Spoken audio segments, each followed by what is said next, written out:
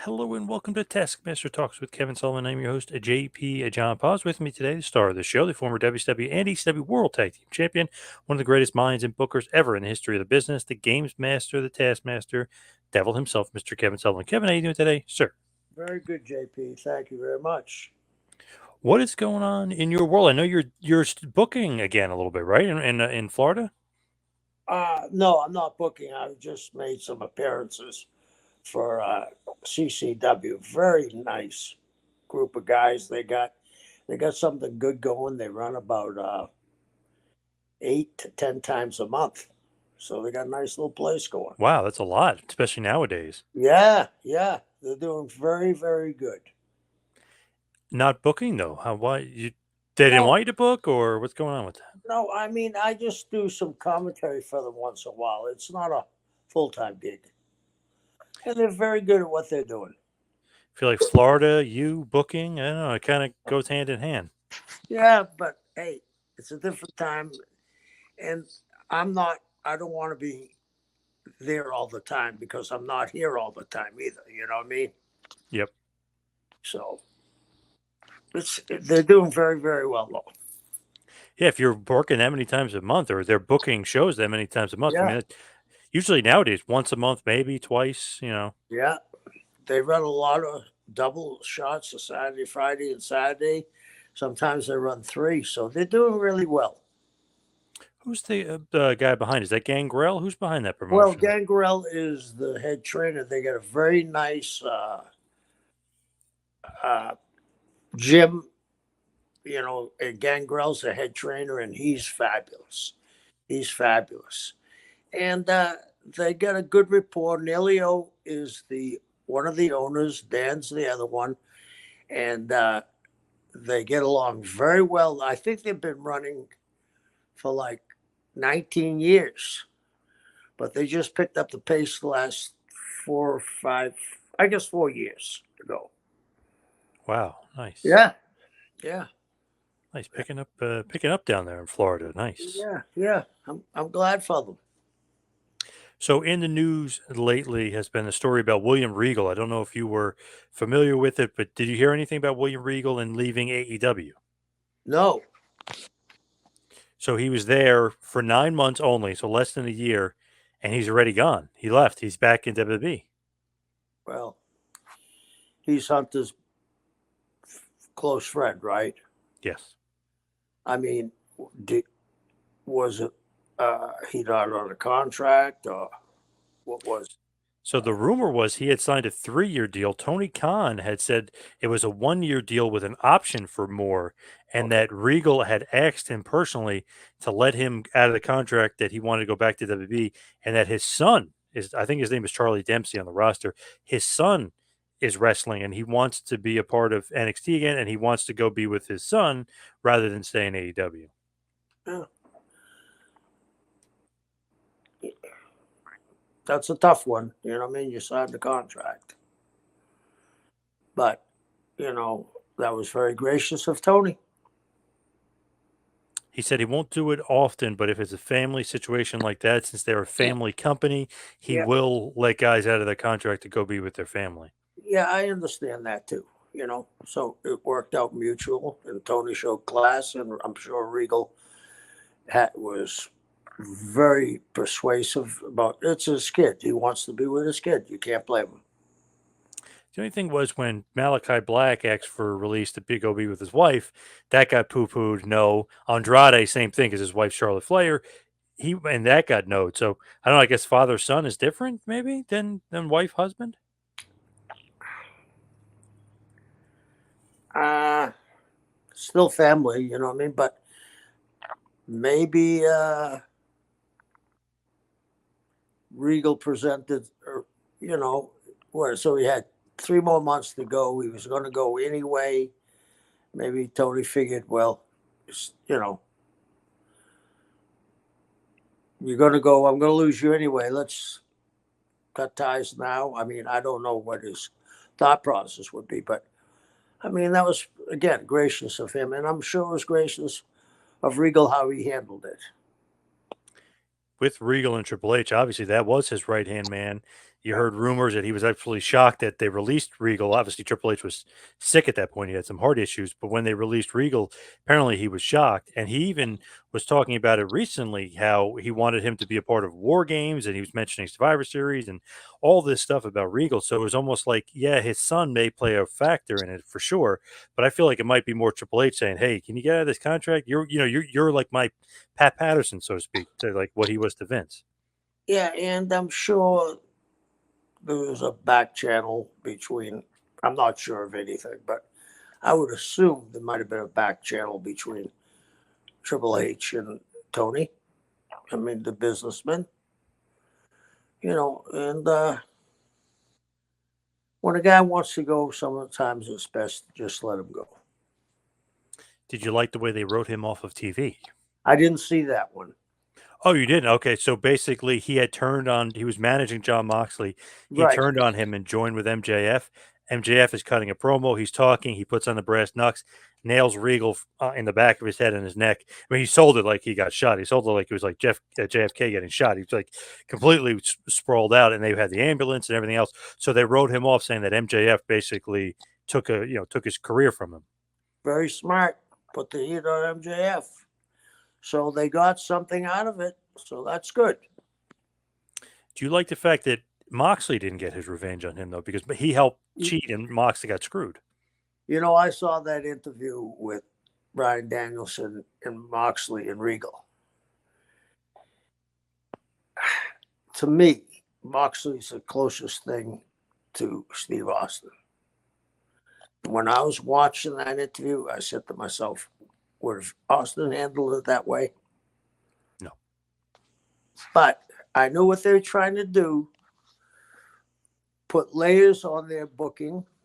And when I sat back and thought about it, there was a very, very interesting way they could have went, and I'm sure they were gonna, until Regal left. They were gonna go for probably a big blow up with Regal and Moxley, and sometimes it's better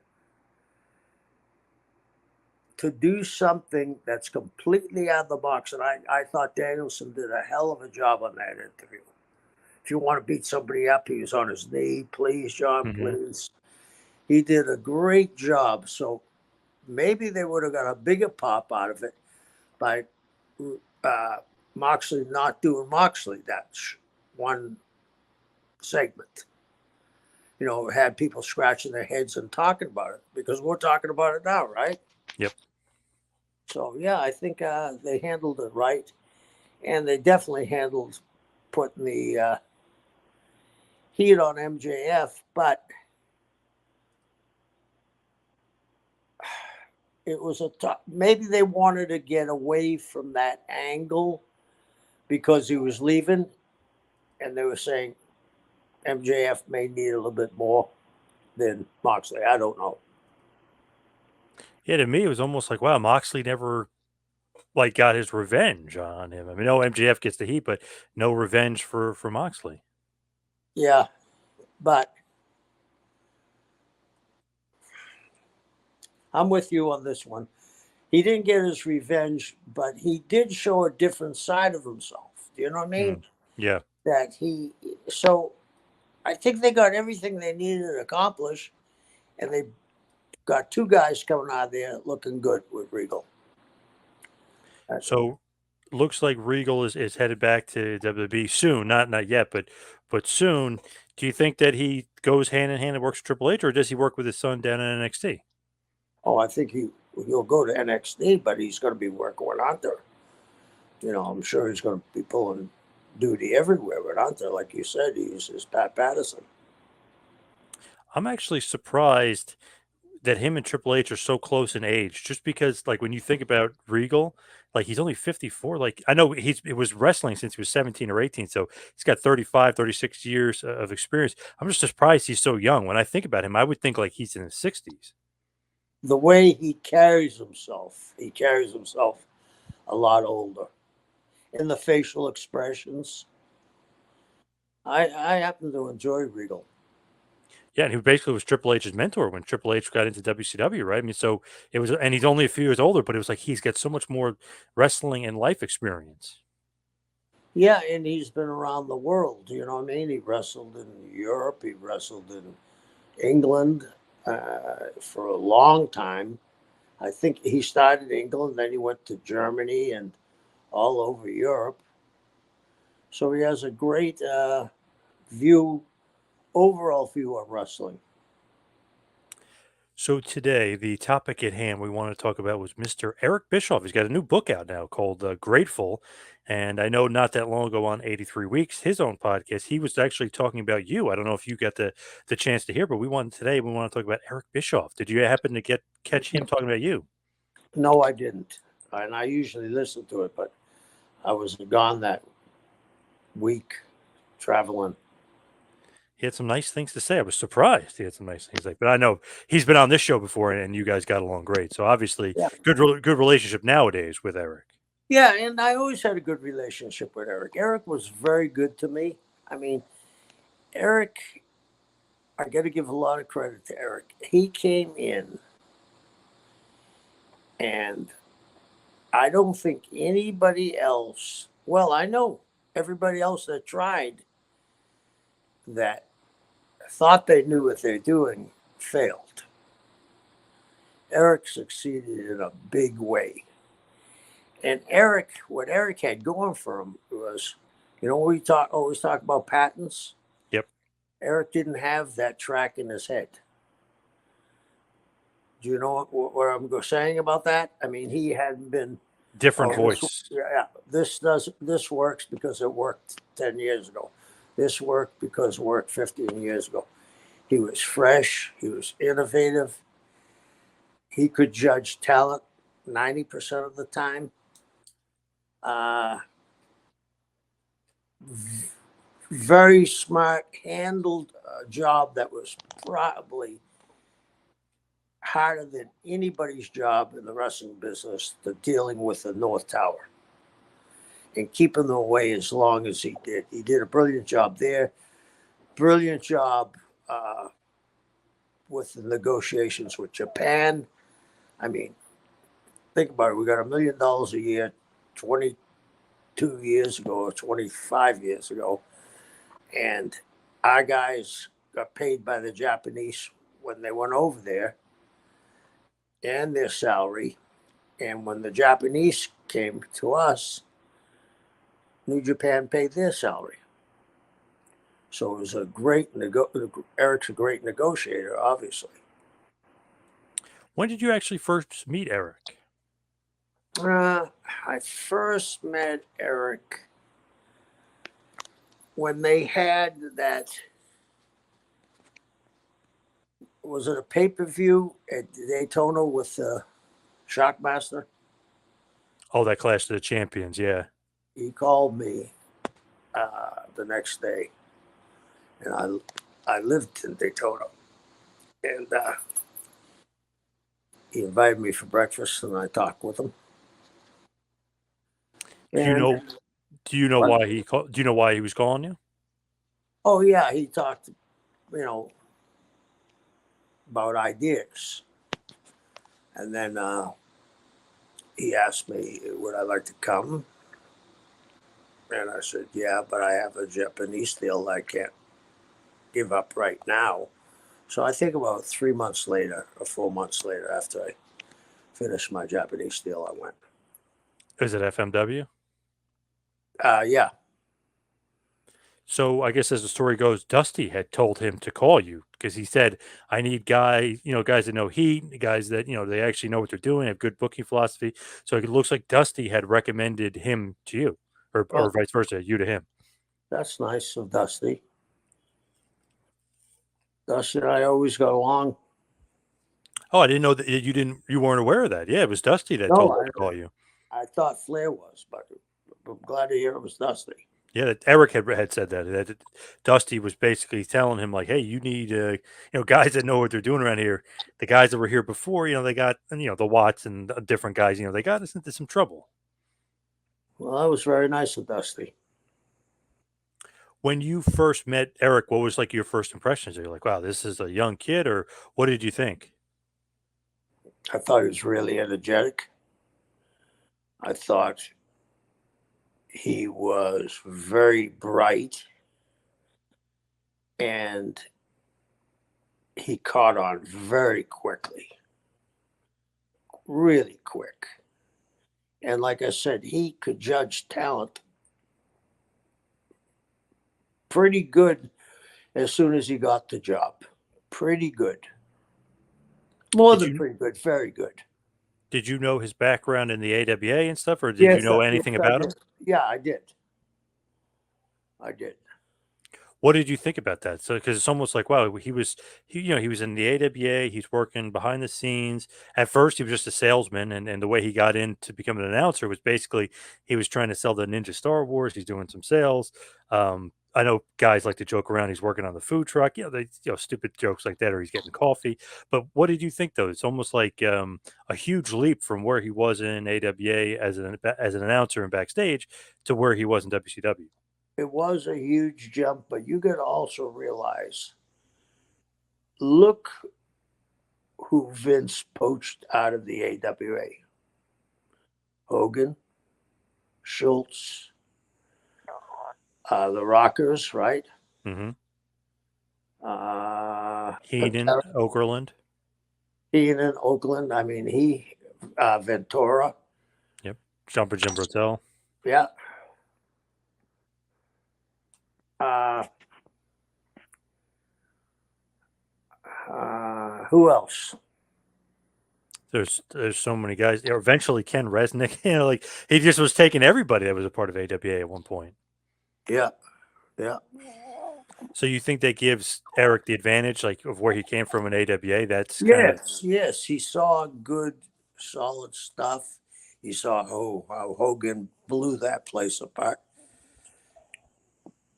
JP, I gotta get off the phone for 1 second, okay? yep. Okay.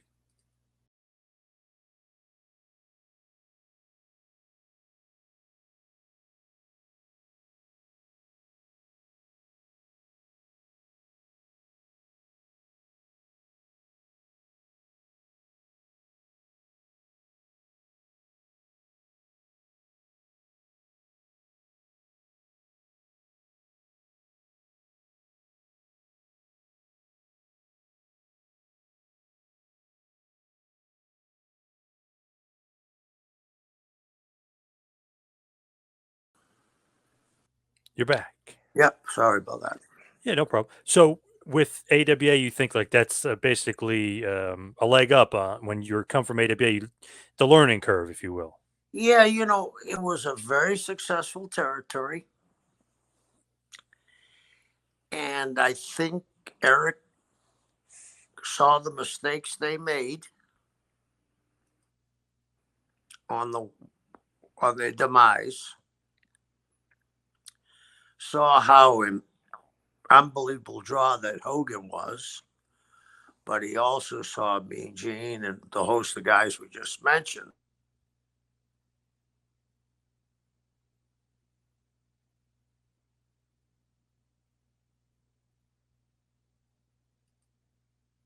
Ah, you're on mute.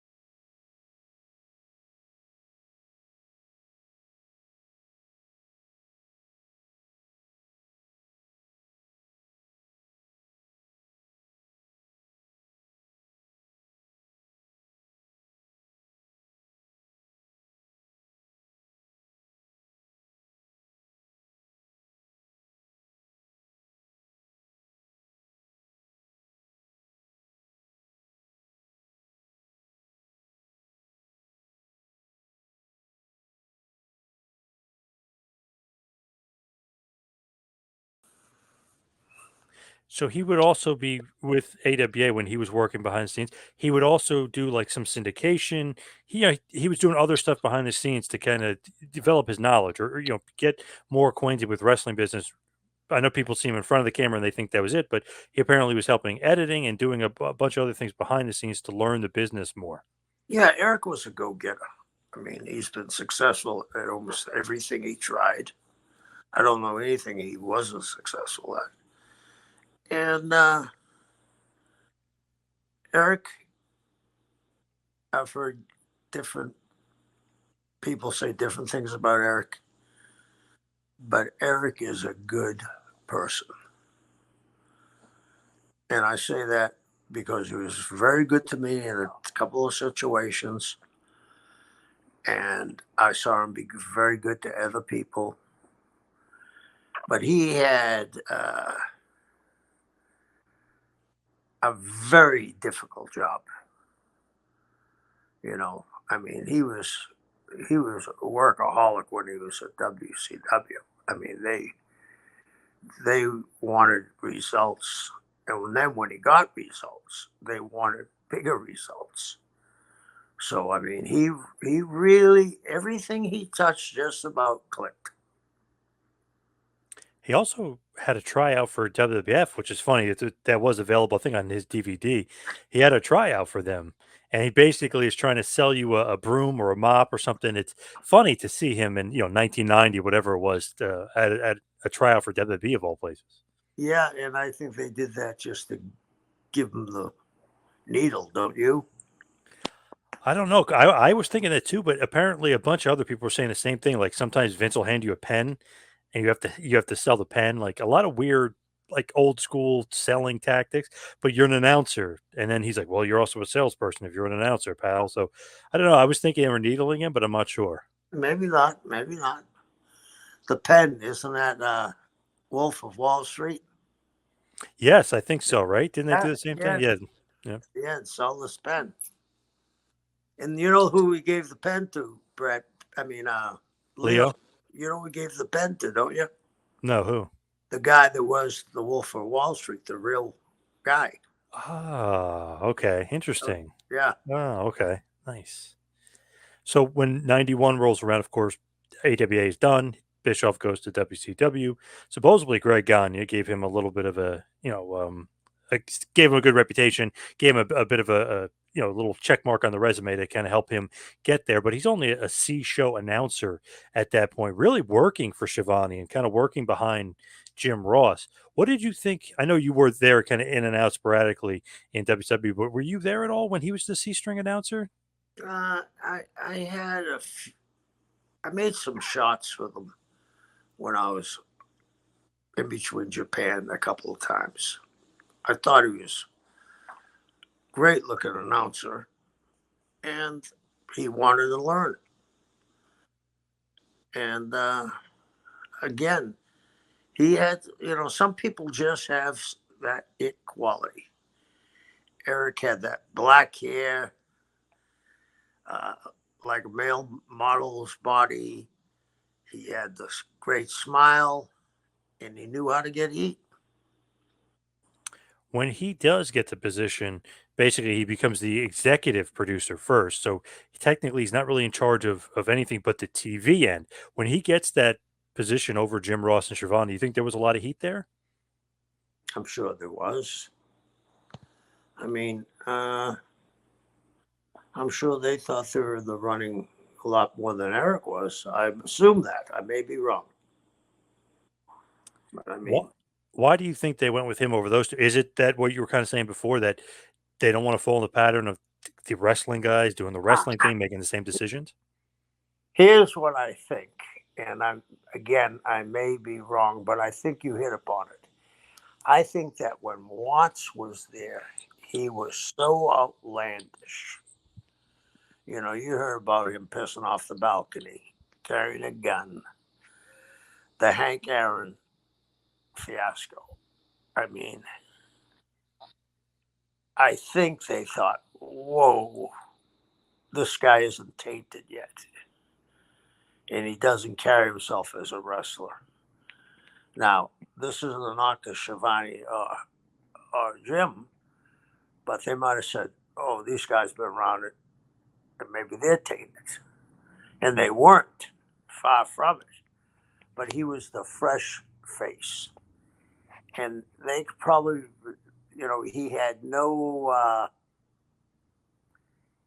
sins on his report card yet. So they probably said, we need not to get back into this position and have a fiasco with a wrestling person.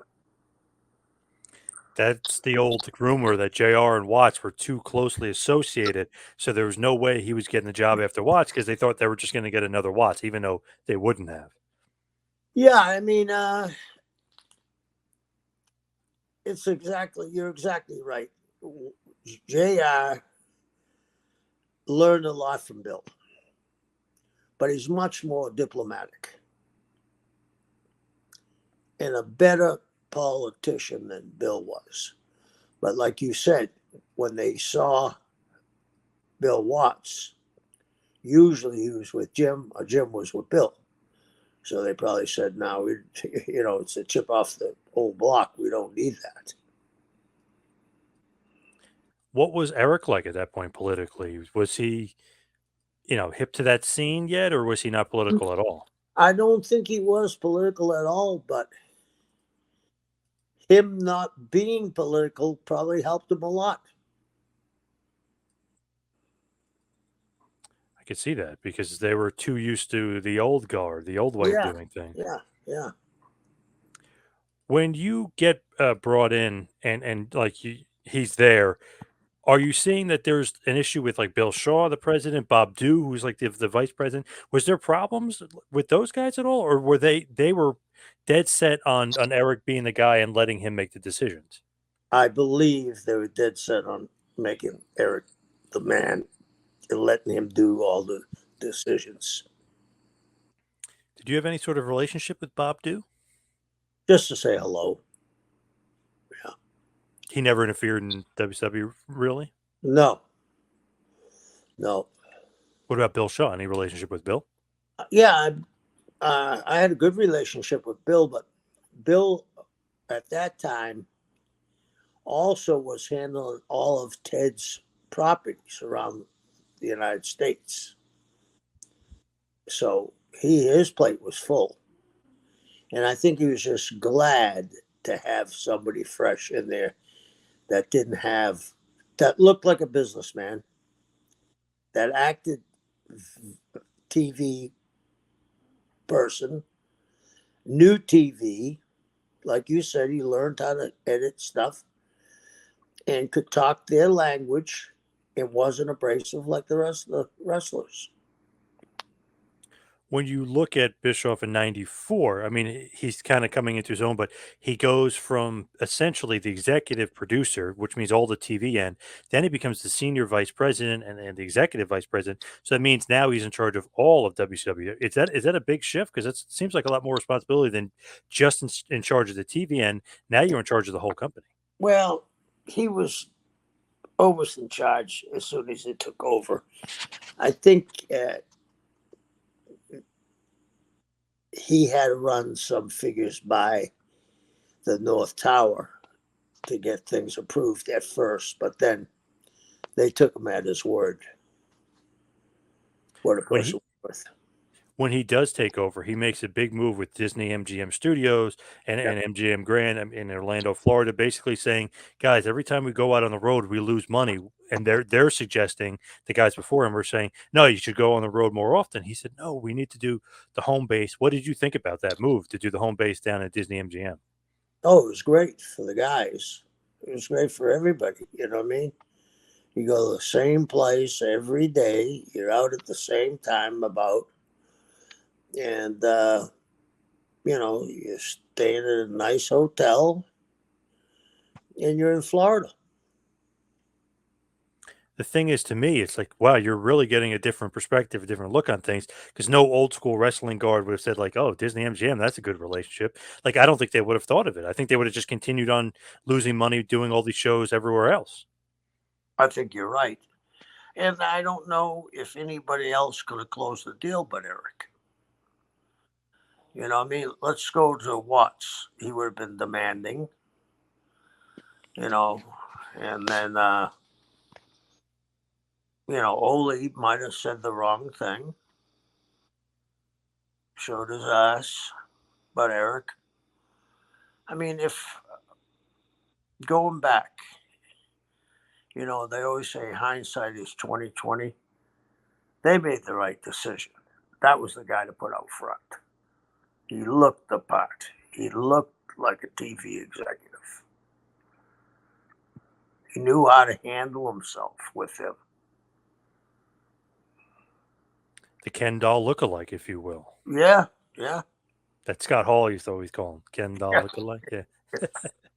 So the thing is, WCW is going to make a great move there with Disney MGM. Having that brand next to their brand makes it look good.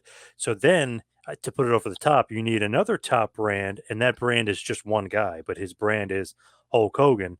How does that all come about? How does the Hulk story, and do you play a role in bringing in Hulk? No, I didn't. I think this is when Hogan was doing the Thunder in Paradise. And I think Hogan ran into Eric, or Eric went over to see him on a set because he came over the dressing room one day. And I think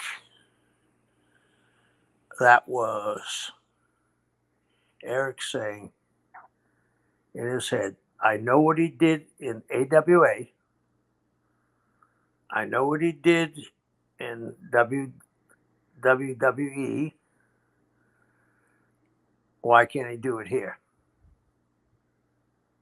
And let's face it, we did take off when Hogan came. Big time. Yeah. And we made national press with that.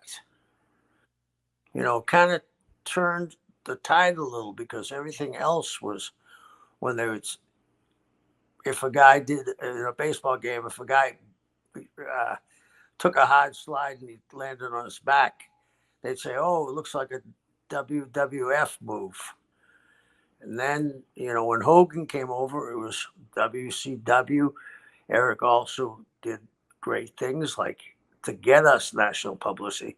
He took quarter page ads out in the sports section on USA Today when the USA Today meant something. Yep. And usually the guys that are the disc jockeys and the guys in the radio, the sports radio guys, they would always have the papers with them, and then they would open it up and say, "Oh, WCW's in town" or whatever. Like it would just it helped it along just a little bit more. Yes, it did. And I think Eric leaned on Hogan too to get the contacts of the TV, local TV stations to get him on an interview, or the DJs, or he had a massive reach in the entertainment business. So I mean, would have Watts have done that? Probably not. So Eric came out of the chute really strong. And even as a fan, I remember back then, I loved WCW before Hogan, but once he got in, it's like, wow, they're the number one game in town. Just mentally thinking that because he's the biggest star of all time. So once you have that, and I'm saying that, all the casual fans are thinking that too. Yeah, yeah, absolutely. When Hulk gets there, obviously creative control comes to part. Is Eric involved with Hulk more so than other guys because of the name, because of creative control, because of everything that comes with Hulk? Is he like basically tied to him for life kind of thing? Yeah, because there were a lot of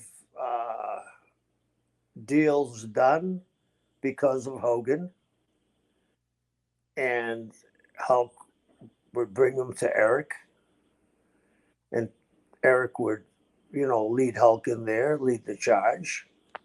Here you have a TV executive with Hulk Hogan. Pretty good 1-2 punch.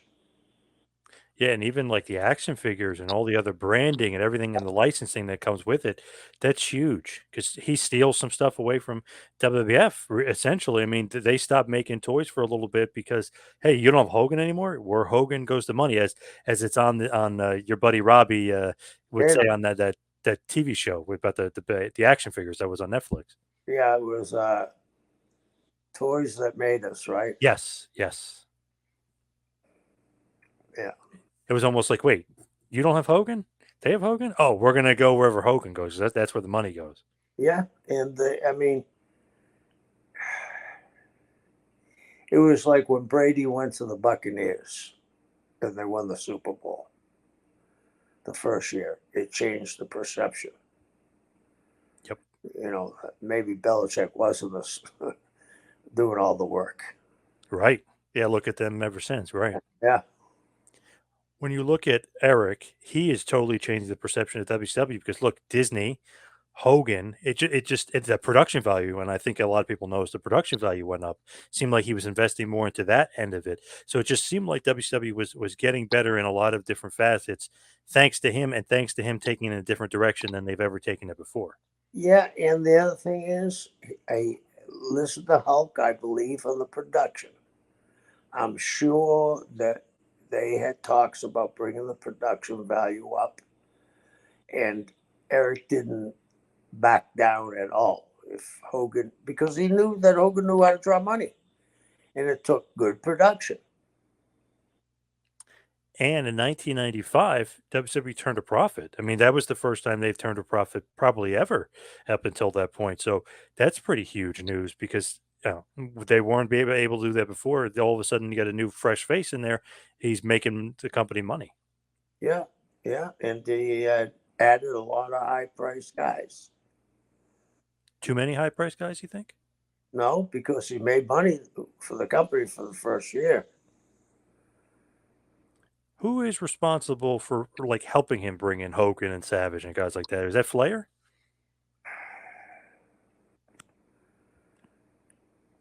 It probably was Rick. Yeah, I would assume it would be Rick, but I think um, maybe Eric would say, "What do you think about Rick? What do you think about Hogan?" I'm talking to him. Oh, he'd be great, but I think it was a match as soon as Hulk and Eric met. Hulk wanted to get back in the business. He saw a guy that he knew was ambitious. He knew he was a go getter. Hulk knew he wasn't going to sit in the office. Him, meaning Hulk, wasn't going to sit in the office and do all the work. He'll go out and make all the towns you need him to make all the appearances, but he wasn't going to sit down in an office.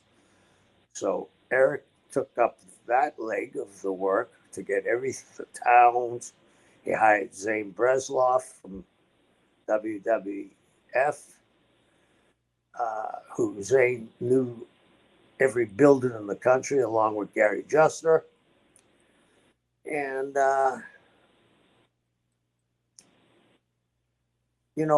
we always talk about Hogan being the one, but I don't think that it would have gotten over like it did without Eric. And not trying to knock Hulk at all because he's the biggest star in the history of the business. He didn't have Eric in that same role at TNA. And it didn't work like it worked at WCW. So I just think that it was the perfect timing too. Hulk had gone away for a long enough time that the people really missed him.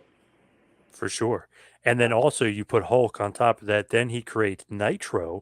And the story was he kind of was saying to Ted Turner, like, hey, Ted wanted to compete with Vince. He's like, well, let's just go head to head on Nitro. And everyone thought that was a crazy idea. Nobody would have thought of that. And it worked, obviously, for many, many years. Like 83 weeks of dominance was really 2 years plus of absolute dominance, almost put WWF out of business. Nitro was an ingenious idea.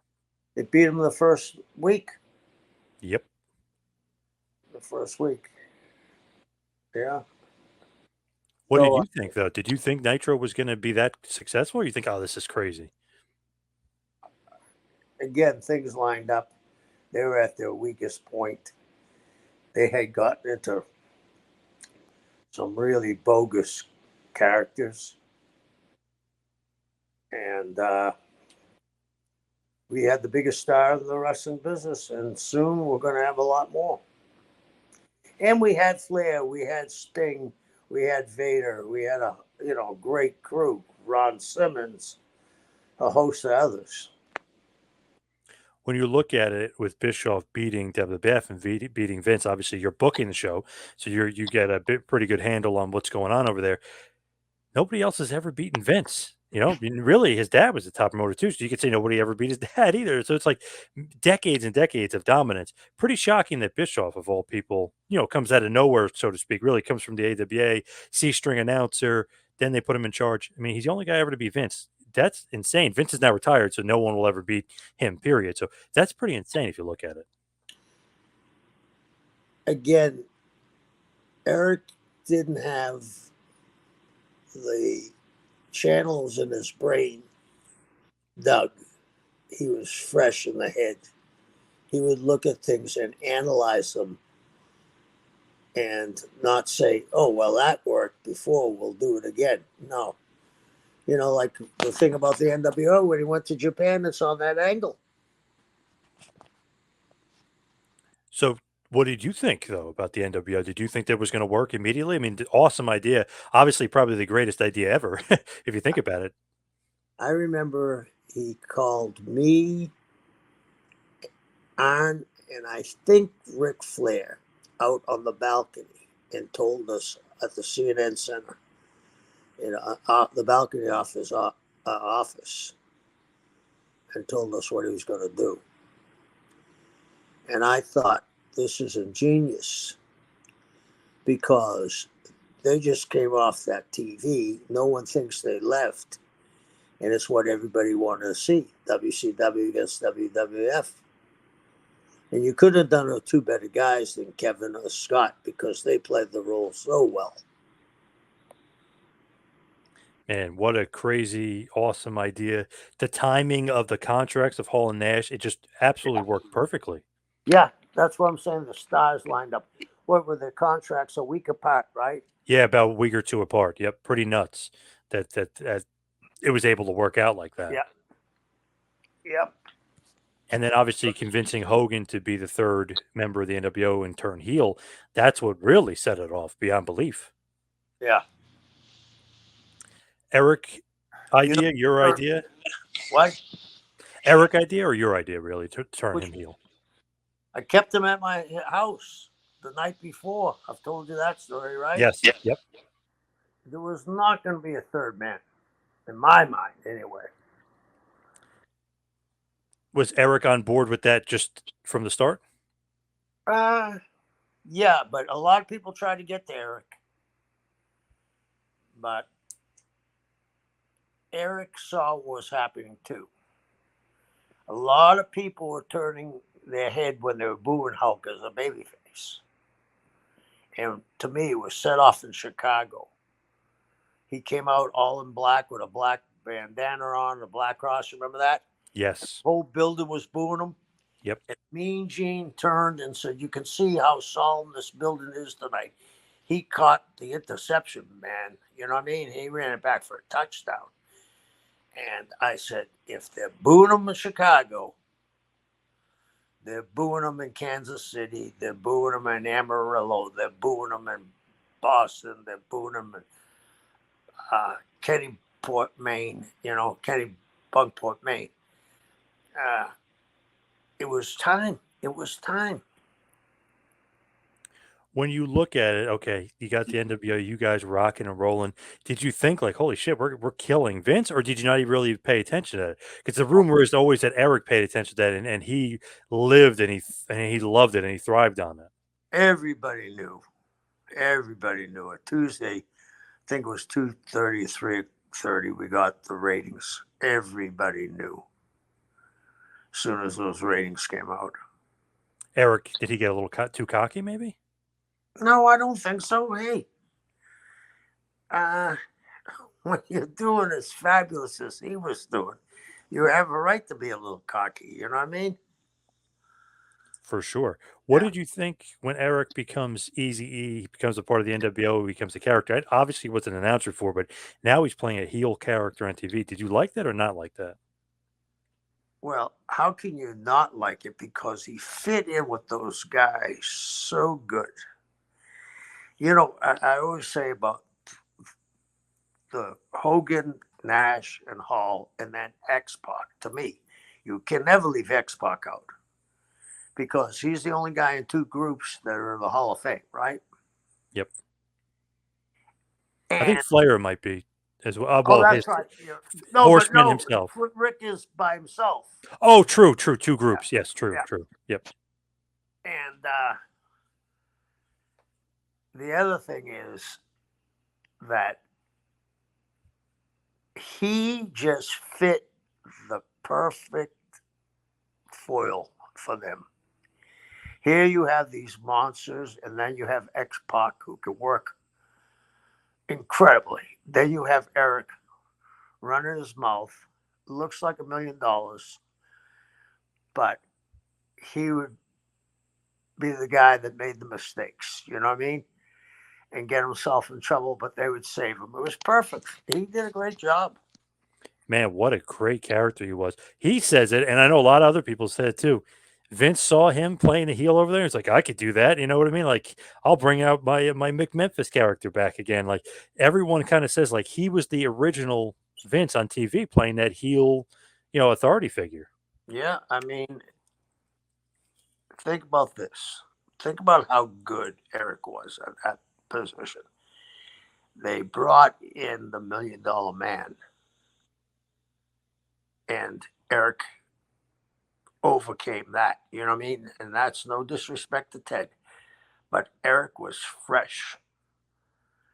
And Teddy coming in, he didn't have the impact of those guys because he wasn't working back then. Yeah. So Eric played the perfect foil, and you can't. I mean, you cannot knock what he did. I mean, it was probably at that time it was probably the most magical time in the business because everybody was watching wrestling. Yeah. Yep. The ratings were through the roof. It was crazy how many people Yeah, watched wrestling at that I, point. Yep. I mean, I heard a story that I don't know if it's true, but the NFL went to Vince and WCW and said they would pay them X amount of dollars if we wouldn't run on Monday night during football. Wow, really? That's Yeah, crazy. yeah, yeah, I know that they were kicking football's ass. Not anymore, obviously, but they yeah, were at one point. yeah, yeah. What do you think about him wrestling? Because obviously he had the feud with Flair, and Flair was saying how much of a heat magnet that Bischoff was. Did you like him wrestling Flair? Yeah, because the way they got into it, they built it right. You know what I mean? And I think too, there was some legitimate heat on Rick's side, and that showed with Rick. You know what I mean? Yes. Yep. It gave him, I'll show you I can still perform. And he still can because he's just at a match. But I mean, it gave Rick life. Yep. Big time. What do you Yeah. think though, like as far as when did the wheel start coming off for Bischoff? Because 98 you guys are still profitable. Obviously 96 and 97 where you guys were kicking ass. But 98 it starts to fall off a little bit. I know Goldberg is there and the Georgia Dome and obviously still had some big stars and some big moments. But then the wheels start falling off and the Attitude Era, Austin and The Rock and Vince himself and Foley, DX, Undertaker and the crew, they start kicking ass. What do you think kind of was it just WCW was on the downturn and WWF was on the upswing? Like what led to the Mike downfall? Mike Tyson. Simple as that. The obviously Steve Austin, WrestleMania 14, Yeah, Mike yeah, Tyson involved. Yes. yeah. Everybody thought they were going to get into a fight. You remember the great pull apart they had? Oh yeah, that was awesome. Yeah. Yeah. The next day I go and I see Kevin. I said, "Water's cold, huh? It's up to our knees." I knew what they were going. when everything is going on as far as like they start getting all the momentum, how is Bischoff? Is he starting to lose a little bit? Because the story is he's really kind of fed up with the North Tower at this point. Because hey, well, time orders come in and all these other changes and standards and practices all of a sudden is getting involved more and more. What was his like demeanor like back then? Was he losing it? No, Eric wasn't losing it, but he was frustrated. Imagine turning the company around like he did, and now people want to tell you what to do. I'm sure when he went over the North Tower, guys were giving him angles to do. Why don't you get a kangaroo? You know what I mean? Yeah, a key Lago rat. Have you ever seen one? Key No, Lago. thank God. They look like a miniature kangaroo, but they're only about foot high. They got a pouch and they jump too. Oh So my God. yeah, and they're endangered. Uh, yeah, I mean, can you imagine the gall of those people telling Eric, who's has ratings they couldn't put 10 shows together to get one rating that Nitro had. Saturday Night was the highest rated show besides Nitro, back then. And they're telling him what he should do. They should have been kissing his ass as soon as you walked in the office, keeping them jobs.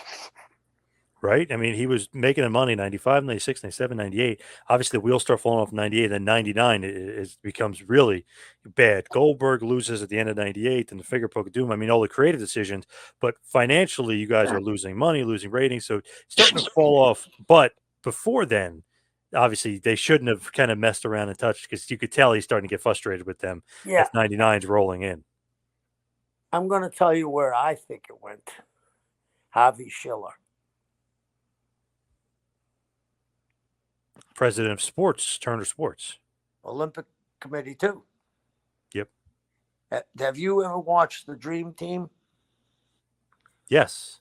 Javi Schiller's name is brought up. Michael Jordan or Charles Barkley, I don't know which one, said, I like to punch that Javi Schiller right in the mouth on the bus. Do you remember that? Yes. So he comes in and he's telling Eric what to do. And, he had these mind games.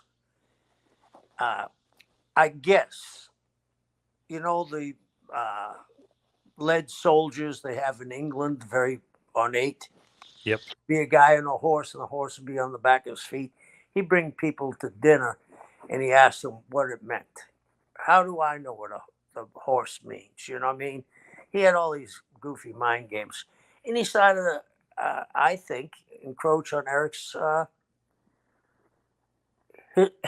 I always thought there was the North Tower and then there was us. I think he wanted to grab some of Eric's thunder. So when that happens, and especially when you've been doing it as high level that Eric was doing it kind of gets into your head that who is this guy? Yeah, runs that North Tower, and he had he was the big kahuna of everything. Who is he trying to tell me and mock me and all this shit? So I could see how Eric would get disillusioned. And then as 99 rolls along, you guys are really starting to fall out of it. But, relying on the Hogan Savage, DDP, Sting, the older guys, Piper, Nash, Flair, etc.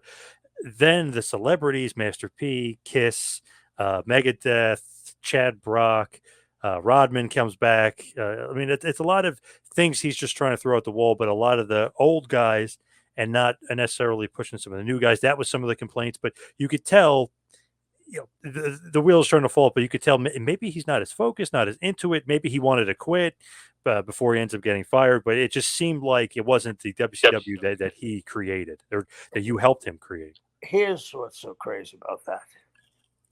Nobody was there to give him a suggestion when it was shit.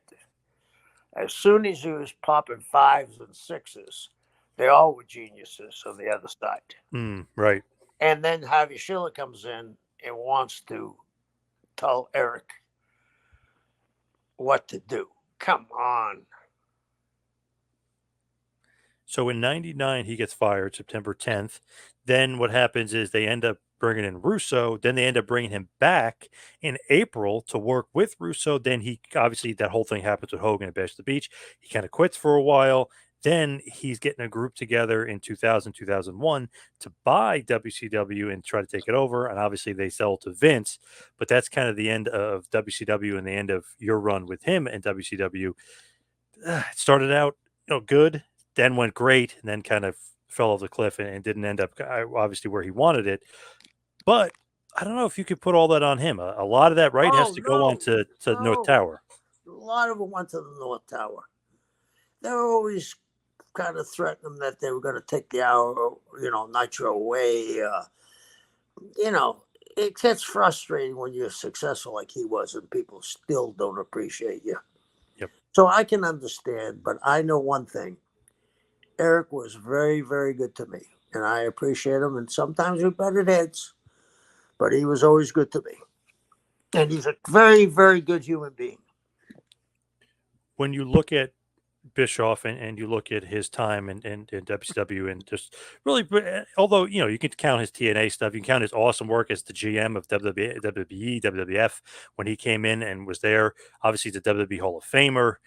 He's done a lot of stuff post WCW. But what do you think, all encompassing? What do you think his legacy is or his stamp is? Because the WCW profit's crazy. What he was able to do and change that business model and that brand and just the perception of WCW plus the NWO, plus Nitro, plus he changed the pay-per-view model that they copied today. He created a 3-hour wrestling show that Raw copied. I mean, there's so many things that he created and copied that people are forgetting.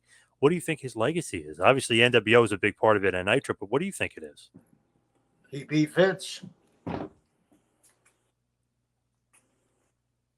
only guy ever to beat Vince, by the way. Yep. So what would you say if somebody said, "Hey, how was that Eric Bischoff?" Like what's the thought process? Like what do you think about him? I think he was a genius. And again, Eric was always cool with me, and I got paid a lot of money by Eric, and I really appreciate what he did for me. He is a WWE Hall of Famer. Obviously, he had success there. You think that's a good thing to kind of not just revel on him talking about all the things he did on TV, but getting recognized for it by being a WWE Hall of Famer. Absolutely, because there's no WCW Hall of Fame. He deserves it. He had a lengthy run as a television producer as well. Obviously, a bunch of films. He's still working on films and TV and stuff, not as much as he used to, but he had a bunch of good, successful shows. I know Bischoff Hervey Entertainment was successful for a while, so he did some stuff outside of wrestling and made a decent chunk of change. Obviously, yeah, obviously, he's doing very well. I'm glad for him. Got a very nice family too. What's your relationship like with him today? Every time I see him, it's very nice, very cordial. We laugh and joke, and he's same like it was when I worked for him. So as far as Bischoff and just looking at it, he is still kind of around the business because he'll pop up on WWE TV and even pop up on AEW TV once in a while. Probably not anymore because I know he had some issues with Tony Khan, but it's pretty cool seeing him on Turner Network after all those years. And it's pretty cool seeing him pop up on WWE television once in a while too, right? I mean, that's pretty cool. Yeah, it is. I'm glad to see him. So got to mention the book, Grateful. He's got another book. He used to have a New York Times #1 bestseller called Controversy Creates Cash. Obviously, that was a WWE book. But his new book, Grateful, looks like it's going to be pretty good. It looks like it's going to be a pretty good seller as well. I don't know if you want to check that one out as well. I sure will. So let's hit the plugs. You can follow me on Twitter and Instagram at 2Man Power Trip. Check out the website, tmptempire.com. Follow Kevin on Instagram at Taskmaster Talks. Go to Pro Wrestling Tees, prowrestlingtees.com. I visited the Kevin Sullivan store. Kevin, what else you got going on? I'm going to be in Vegas Friday. There's an all-woman show, Women of Wrestling, and I'm going to meet with the Mayweather families involved in it. So this should be interesting. Well, what are you doing for them? I'm just watching the show and give my critique. They're flying me out tomorrow morning. So nice. How did that all come about? Tom Lance.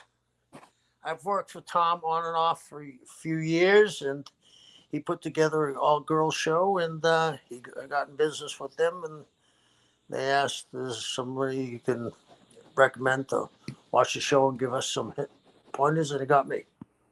Awesome. Yeah, Wow, good job. Nice job. Thanks, yeah, Tom. But yeah, that's been pretty cool. The Woman of Wrestling. Nice. yeah. Thank you, everybody out there, for tuning in. We'll see you right back here next week for little Taskmaster Talks. Kevin Sullivan. See you next week, folks. Thank you for watching the Hannibal TV. Please like this video if you enjoyed it, and click the subscribe button to not miss any of our latest shoot interviews, match videos, or news updates. Follow us on Twitter at the Hannibal TV for instant updates.